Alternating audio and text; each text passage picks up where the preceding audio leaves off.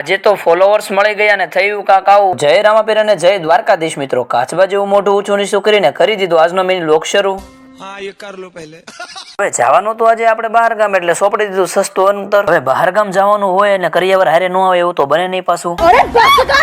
બહાર ગામ જવાનું તો આપણી વાલી ઈશુપાને લઈને દવાખાને ઘણા દિવસથી કરતી હતી આપણને હેરાન એટલે આપવાની હતી એને સર્વિસ. आप लोग मुझे गलत समझ रहे हैं. ફટાફટ થી માથું ઢાંકી દીધું 78 રૂપિયા વાળા હેલ્મેટ થી. નગર પાછું ફરફરિયું ઘરે આવે. માથે હેલ્મેટ નાખીને ગાડી કરી લસરક પસરક શરૂ.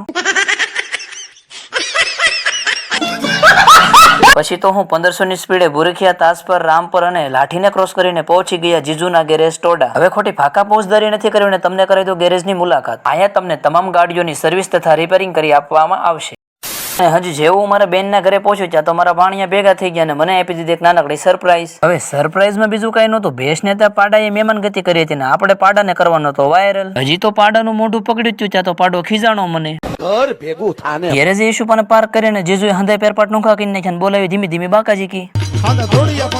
1 hour later. હવે બાકાજી કે એટલી બધી બોલાવી દીધી કે લાગી કે ભૂખ એટલે પહોંચી ગયા બપોરા કરવા બેનના ઘરે. સરસ મજાની રોટલી શાક દાળ ભાત તૈયાર એટલે બધા ભેગા મળીને કરી લીધા બપોરા. બહેનના ઘરે બપોરા કરીને ગાડીને એટલે બદલે કરીને આપણે ખસકાવની હતી પાછી મેથળી જતો રસ્તામાં મળી જાય. આપણા ફેન ફોલોવર્સ ને કહી દીધું કાંઈક આવું તો પાછું લાઈક કરવાનું ભૂલતા નહીં. એવો વાલા ફોલોવર્સ ને રામ રામ કરીને હું આવી ગયો ભૂરીક્ષા દાદાના દર્શન કરવા. અને હા, કોમેન્ટમાં જય ભૂરીક્ષા દાદા લખવાનું ભૂલતા નહીં. મળવી પાછા બીજા બ્લોગમાં.